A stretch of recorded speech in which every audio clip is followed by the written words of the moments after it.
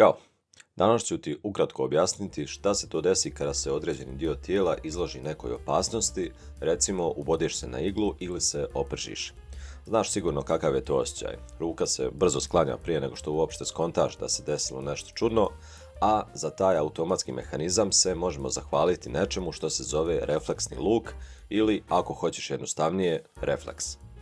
Impulsi u našim nervima se kreću strašno velikom brzinom, oko 100 metara u sekundi, što ti je kao kada se auto kreće brzinom od 360 km/h. Međutim, u nekim hitnim stanjima stvarno nemamo vremena da taj impuls dođe do mozga, pa da mi odlučimo šta ćemo raditi, pa tek onda da reagujemo. Tu se priroda pobrinula da posjedujemo jedan automatizovan proces koji se naziva refleksni luk, koji se sastoji od 5 komponenti. Prva komponenta je receptor.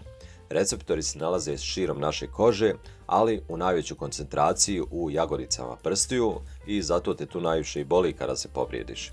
Receptori pretvaraju mehaničku energiju, odnosno ubod, u električni impuls koji se dalje širi nervnim vlaknima do kičmene moždine.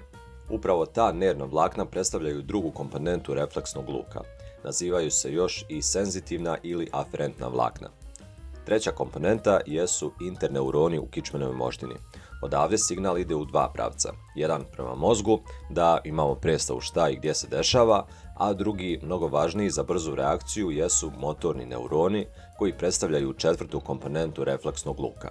Nazivaju se još i eferentna vlakna i to su vlakna koja će ići do tačno onih mišića koji će pomoći da se dio tijela koji je u opasnosti brzo udalji od opasnog objekta.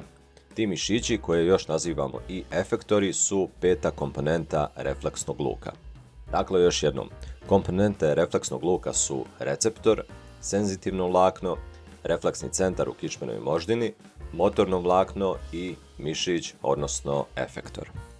Hvala na gledanju, ako ti se svidio video, lajkuj i zaprati me za još ovakvog sadržaja. Živjeli!